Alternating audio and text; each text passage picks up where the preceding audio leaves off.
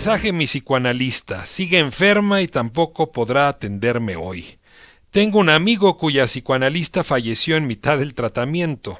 No es lo mismo, pero también molesta, claro. Le resta omnipotencia y yo, hoy por hoy, necesito una psicoanalista omnipotente, como mi madre. Sé que lo analizaremos en la próxima sesión, si no se muere, cruzo los dedos, y que ella me dirá por qué necesito recordar a mi madre como una mujer que todo lo podía. Yo le diré que mi madre lo podía todo y ella me preguntará si yo estoy seguro de lo que digo y entonces yo diré al borde de las lágrimas que no, que en realidad mi madre era muy frágil, pero que reconocerlo me fragiliza a mí. Para sustituir la sesión me voy al baño turco, donde permanezco más tiempo del aconsejado. El baño turco me trae recuerdos del útero materno. Uno de los tantos párrafos maravillosos de la vida a ratos de Juan José Millás. Me da muchísimo gusto, José, tenerle aquí. A mí también, Ricardo, muchas gracias. Radísimo. Este es un texto, diría yo, distinto a otros que he leído de usted, fundamentalmente porque la materia autobiográfica juega un papel más protagónico. Claro. Hay algo de desnudez en esta novela. Claro, es un diario. es una novela disfrazada de diario, suelo decir yo, ¿no? Pero efectivamente son 3 años de mi vida cotidiana y yo cuento pues los ámbitos en los que me muevo. Me muevo semanalmente en el diván de mi psicoanalista, doy doy talleres de escritura creativa, tengo una vida doméstica, familiar y todas esas cosas pues las voy contando y todos esos son como hilos narrativos que al principio parece que funcionan de forma paralela, pero que a medida que avanzan el libro se van trenzando y unos van contaminando a los otros y había una intención de que tuviera una unidad que no es característica del diario, porque el diario es disperso, porque aquí sin embargo hay una voluntad unitaria que es más característica de la novela. De hecho, yo no he escrito este diario como los diarios convencionales diciendo 24 de octubre de 2018, sino que lo he dividido en semanas, semana 1, semana 2, así hasta 190 y tantas semanas, que son 3 años de mi vida. ¿Por qué? Porque cada semana, en cierto modo, es un cuento, ¿no? Nosotros abordamos la semana como si fuera un cuento. En una nos levantamos y hay una crisis. De manera más o menos consciente pensamos, no, esta semana se va a arreglar todo. Esta semana va a pasar eso que llevo soñando años. Esta semana va a sonar el teléfono y me van a dar una buena noticia. Esta semana se va a morir mi jefe, me va a tocar la lotería, en fin, la vida me va a empezar a tratar como me merezco, ¿no? Entonces cada semana es un cuento. Y todas esas semanas sumadas dan lugar a un cuento grande que es el libro. Este es un libro, por ser un diario, íntimo. Habla en algún momento de la habitación propia, haciendo referencia a Virginia Woolf. Y yo me atrevo a decirle que la mayoría de los escritores varones no se atreven a hablar de la intimidad. La intimidad es un asunto que hemos dejado más a las escritoras mujeres. No generalizo, para no exagerar con la nota, pero en efecto se nos da menos. Y a usted se le da bien la intimidad. ¿Cómo ocurre, digamos, que decide en este libro mostrar más intimidad que en otros? Porque no tengo pudor. ¿Dónde se perdió? Pues mira, yo he tenido suerte en esto en la vida, porque yo el pudor lo perdí con mi primer libro. Y verás por qué. Mi primer libro era una novela corta, que ganó un premio. ¿Con Cerebros son las sombras? Esto es. Y que ganó un premio en Madrid, que entonces era un premio de prestigio. Y entonces, claro, cuando me llamaron de la editorial diciéndome, ya tenemos ejemplares, yo dije, voy corriendo porque quería ver la emoción de mi primer libro, ¿no? Mi nombre, el ¿Qué título. ¿26 años tenía ahí? Yo tenía en aquel entonces, sí, 26 años. Entonces fui corriendo a la editorial con la emoción del primer libro, claro, y entonces vi un ejemplar y estuve hablando con el editor, pero estaba deseando irme para ver el libro. Entonces ya me despedí, me fui, pasé 2 calles para que nadie me viera y me detuve en una esquina y abría el libro y empecé a ver los créditos, o sea, claro, todo lo que yo había soñado desde mi adolescencia, tener un libro, y leí la primera página. Y al leer la primera página, deseé no haberlo escrito, porque pensé, bueno, esto lo van a leer mis padres, mis tías, mis hermanos, mis primos, y entonces, como era un libro muy autobiográfico, pues claro, me dio vergüenza pensar, bueno, esto va a ser... Y deseé, fíjate tú, en la ilusión que le hace a un escritor su primer libro, bueno, pues yo en ese momento deseé no haberlo escrito. Y sin embargo, se publicó y no pasó nada. O sea, o no lo leyeron o no se enteraron. Entonces ahí perdí el poder. Dije, no pasa nada, pues se puede contar todo. Me acaba usted de abrir la puerta a la digresión y me lo voy a permitir. Ahorita regresamos a la vida a ratos. Si cerebro son... si cerebro son las sombras, es autobiográfico, entonces había un hombre o muy comunista o muy religioso en ese joven de 26 años. ¿Cuál de las? Bueno, porque un poco la historia es que se arma una conspiración para reclutar a la iglesia por la vía de la militancia. No, ese es posterior, esa novela que tú dices es posterior, no es mi primera novela. No, y no recuerdo el título, fíjate tú, me has pillado ahora. Pues entonces estoy el que me estoy confundiendo porque la edición de Alfaguara son 3 novelas juntas y el título del volumen es de la soledad. Exactamente. Exacto, sí. Esa es una novela que yo tengo mucho cariño, que es un tipo que una supuesta organización revolucionaria introduce en la iglesia, le obliga a hacerse cura para destruir la iglesia desde dentro. Y una vez que está allí, la organización desaparece. Y entonces se queda atrapado en la iglesia, pero sin organización terrorista. La soledad son textos en efecto tempranos. Y hay una decisión que se toma en la vida a ratos, que es contar la vida de un hombre de 60 años. Sí. Un buen amigo me decía que en efecto los 60 son los nuevos 20, y lo decía con mucho orgullo, pero sí es una etapa de la vida menos narrada en los escritores. Es como si fuera más glorioso los 20 que los 60, y no es el caso en esta novela. Sí, eso quizá tenga que ver con la valoración excesiva que se hace de la juventud, ¿no? Yo suelo contar una experiencia que tuve que tuvo gracia, porque me llamaron un día por teléfono de una asociación de escritores jóvenes y me pidieron que diera la conferencia inaugural de un congreso que iban a hacer allí cerca de Madrid, en Alcalá de Henares. Y bueno, yo acepté para decirles, bueno, vosotros sois una asociación de escritores jóvenes, ¿no? ¿Os imagináis que existiera una asociación de escritores viejos? Que se morían de la risa. Claro, porque es un disparate. Bueno, pues igual de disparate es una asociación de escritores jóvenes que una asociación de escritores... Entre otras cosas, les explicaba por qué un escritor joven tiene la obligación de llevar dentro un escritor viejo. Del mismo modo que un escritor viejo tiene la obligación de llevar dentro un escritor joven. Porque si cada uno se limitara a escribir sobre su edad, en fin, esto sería una segmentación imposible en el escritor. Es más, yo pienso que yo fui un joven viejo y ahora soy un viejo joven. ¿Cuál es la diferencia?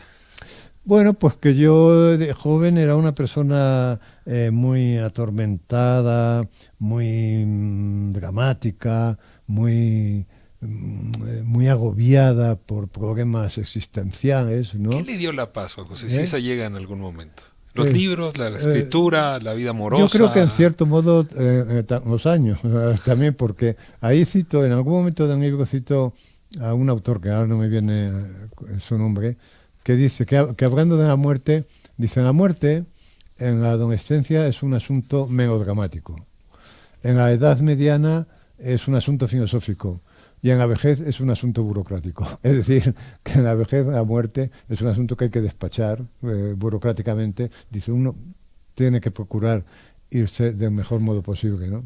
Pero la paz vendría cuando uno encuentra una forma de negociación con la idea de la muerte. A ver, no, yo creo que la paz, en fin, o un cierto grado de paz, porque la paz total no llega nunca, ¿no? Un cierto grado de paz llega a base de alcanzar acuerdos contigo mismo, ¿no? A mí me ha ayudado esto, además de escribir, en el hecho de psicoanalizarme, por ejemplo, que esto lo cuento. ¿Cuántos años de psicoanálisis traes? Pues como 10 o quizá más, ¿no? Pero eso me ha ayudado mucho, porque ese espacio de análisis es un espacio en el que tú dedicas a ti mismo, ¿no? Absolutamente, y ahí ves todas tus contradicciones, ahí ves todo lo que te engañas, todo lo que te mientes, lo importante que son algunas figuras, y entonces yo creo que eso sí me ha ayudado. A veces he pensado en hacer yoga o algo de esto, pero siempre lo voy retrasando, ¿no? Pero en fin, el conocimiento de uno mismo, la máxima griega, conócete a ti mismo, yo creo que es un buen método para llegar a acuerdos, no a paz, a una paz budista, ¿no? Pero sí a acuerdos contigo mismo que hagan la vida más soportable. Es una exageración decir que esta novela, porque es muchas cosas, pero esta novela también son aforismos de la sabiduría. Hay frases que sí resultan un buen consejo para esos jóvenes, sean escritores o no sean escritores. Y bueno, una pregunta obvia que surge a lo largo del libro es ¿qué nos saca a cada quien de la cama? ¿Qué saca Juan José Millas de la cama? Déjenme irme a corte y nos cuenta qué es lo que uno le puede dar vida justamente Vale. y motor para seguir experimentando la vida. Perfecto. Juan José Millás, La vida a ratos, es su última novela, un diario íntimo, que además, como decía él bastante bien, tiene al mismo tiempo unidad. Antes de irnos a corte, traía este tema de esos impulsos que nos sacan de la cama. Sí. En su caso ha sido la escritura, pero la pregunta obligada es, si no hubiera sido la escritura, ¿qué lo habría sacado de la cama? ¿O solo la escritura podría Ya. sacarlo de la cama? Bueno, yo digo en algún momento que a mí no me saca de la cama las ganas de escribir, me sacan la culpa de no escribir. A ver, ¿la Porque culpa es mejor motor? la que culpa es la... mejor motor. Bueno, es un poco broma, pero quiero señalar con esto que frente a la escritura hay siempre una cuestión ambivalente, porque es lo que más deseas hacer y lo que más miedo te da hacer, ¿no? Y entonces, y por eso hay tantos escritores que no escriben, ¿no? Porque lo aplazan para el día siguiente. Uno está deseando que ocurra algo que diga, "Ay, hoy no tengo que escribir", ¿no? Pero es por el miedo, porque la escritura da mucho miedo, porque nos jugamos mucho ahí. Es un misterio. Que no fíjate, fíjate que no nos jugaremos en la escritura, que todo el mundo, pero cuando digo todo el mundo cree que no escribe porque no tiene tiempo. O sea, tú, lo peor que le puedes decir a alguien es que no sabe escribir, aunque por su cabeza no haya pasado nunca la idea de escribir. O sea, tú le dices a tu carnicero, tú no sabes escribir, y saca una panetilla de cordero congelada y te da con ella en la cabeza. Claro, o sea, si a mí me dicen, tú no sabes hacer autopsias, yo no me ofendo. Digo, pues efectivamente, yo no sé hacer autopsias. Todas las personas escriben. Pero todas las personas creen que pueden escribir, todas tienen la fantasía de que cuando se jubilen escribirán. Y por eso a gente le divierte tanto las zonas de mi novela que se refiere a los talleres de escritura, porque es un frenopático eso, claro, porque tú a una persona que está en un taller tienes que tratarla con mucha delicadeza. No me puedes decir, no, esto es una basura, esto que has escrito, ¿no? Tienes que decir eso con cuidado, porque tú a una persona le puedes llamar de lo peor y lo puedes arreglar, le invitas a comer después de que...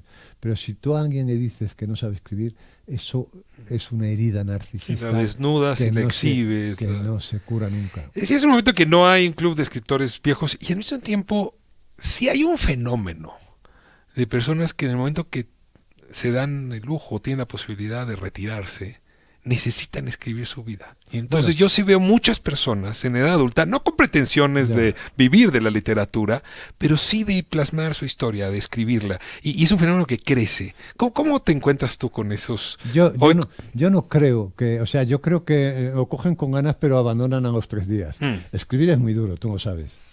Escribir no es sencillo.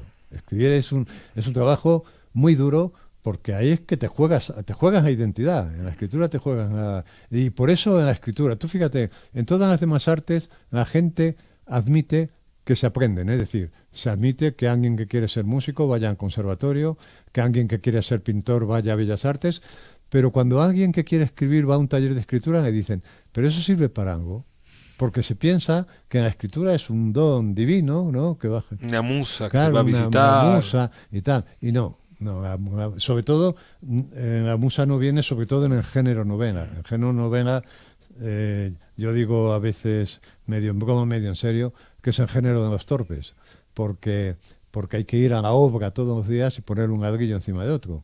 Hay gente que con 18 o con 20 años ha escrito un poema genial que ha pasado a historia. Hay poetas que han pasado a la historia de la literatura con 20 años, pero no se sabe de ningún novelista. Es decir, que para ser novelista no es absolutamente necesario ser tonto, pero ayuda bastante, ¿no? O te lo diré de otro modo, el novelista tiene que reunir dos sujetos en apariencia excluyentes o incompatibles. Tiene que incluir a un tonto, a un niño, digamos, a una persona muy ingenua, a que llame la atención todo, que se asombre por todo. Y luego tiene que tener una persona muy lista que coja los materiales que le ha proporcionado el ingenuo y los ordene. O sea que son en un mismo sujeto dos personas incompatibles. Decías hace un momento que uno de los problemas mayores es poder lidiar con tus miedos. Yo diría, sobre todo con la frustración. Es decir, la escritura es el arte de escaparte de los momentos de frustración que te va poniendo la propia trama. Y en tu caso, tú sorteas bien la frustración con el sentido del humor. Si ese es parte del regalo que nos entregas a tus lectores.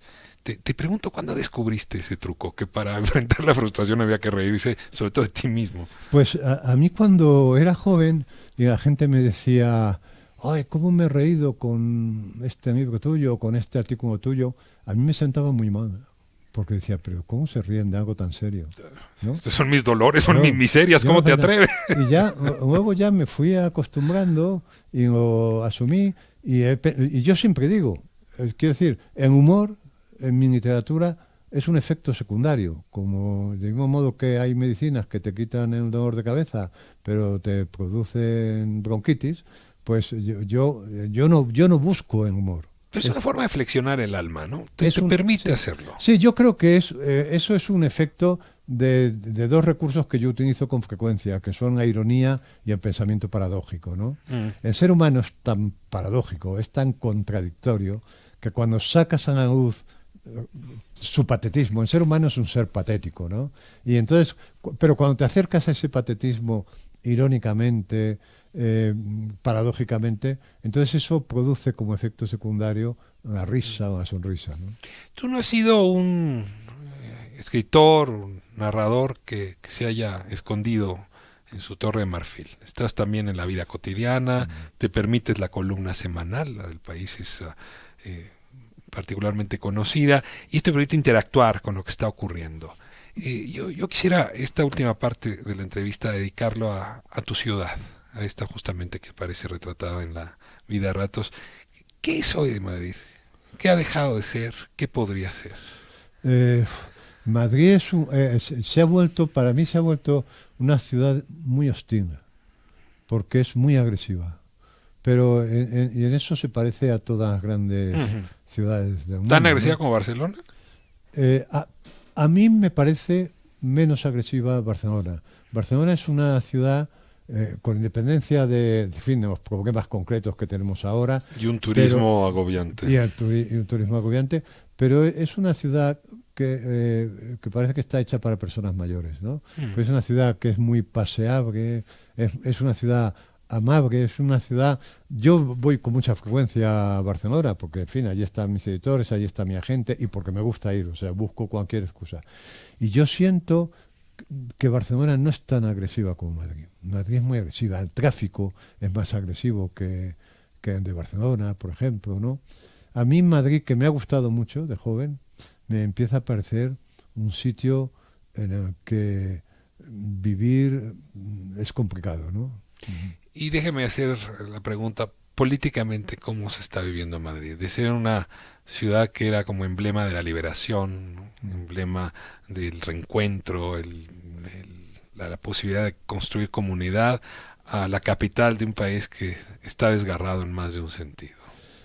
Sí, estamos en una situación realmente de una inestabilidad política, como sabes, tremenda, y como que en realidad va por un sitio y la política por otro, ¿no? Y no se encuentran, ¿no? Yo siempre pienso que en los políticos, pero esto es un fenómeno que es mundial, yo creo, que los políticos siguen teniendo discursos de la primera mitad del siglo XX, cuando estamos en el siglo XXI, donde en la realidad no tiene nada que ver.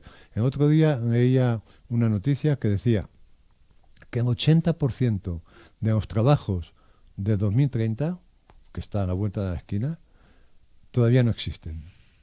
Es decir, la gente que tiene ahora 20 años o 15 años... No saben qué va a trabajar. No saben qué va a trabajar porque los trabajos en los que va a ganarse la vida no existen. Claro, esto genera... y yo digo, bueno, ¿qué político, el antropólogo judío famoso, el autor de Sapiens, Harari, que es un tipo que sabe mucho, dice que en los próximos 20 años el mundo va a cambiar más que en los 1000 anteriores. Imagínate, ¿eh?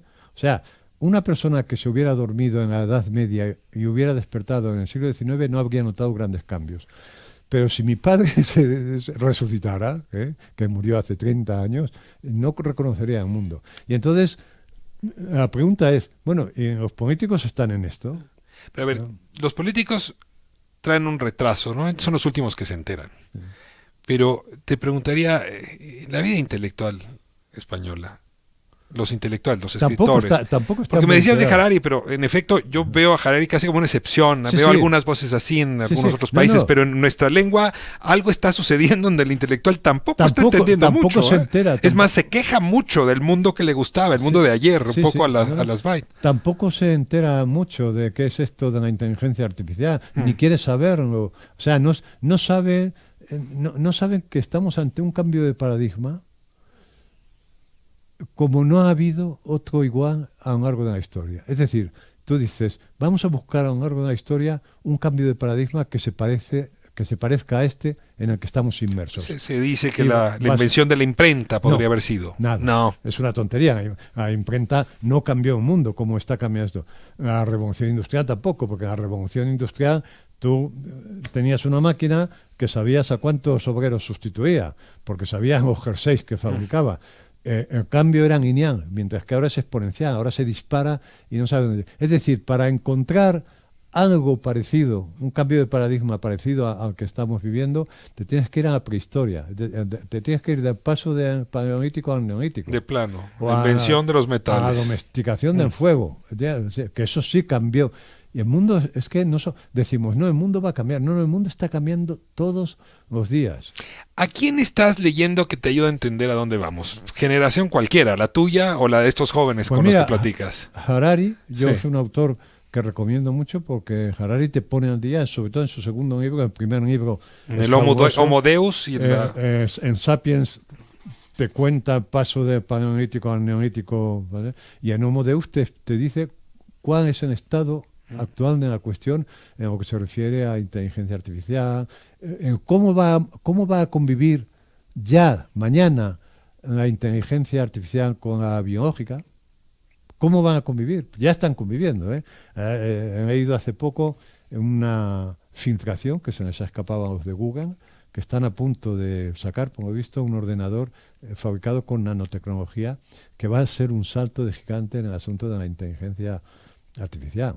Yo hablo mucho en mi teléfono móvil, yo hablo mucho con Siri, que es mi asistente. Le digo, te vas a enamorar de ella, despiértame mañana a las 6.